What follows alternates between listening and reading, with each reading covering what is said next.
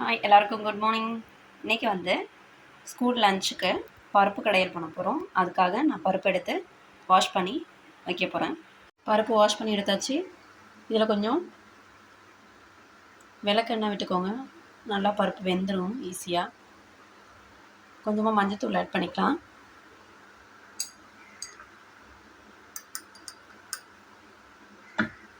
இப்போது பருப்பை ஒரு 6 விசில் விட்டு வேக வச்சுக்கலாம். விசில் போட்டாச்சு.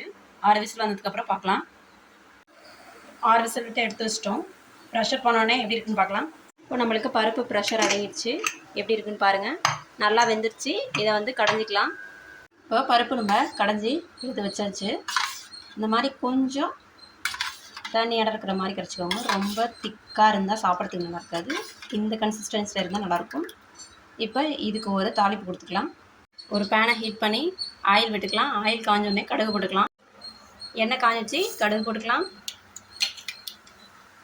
கொஞ்சமாக பெருஞ்சீரகம் போட்டுக்கலாம். ஜீரகம் போட்டுக்கலாம். கொஞ்சமாக பெருங்காயம் போட்டுக்கலாம்.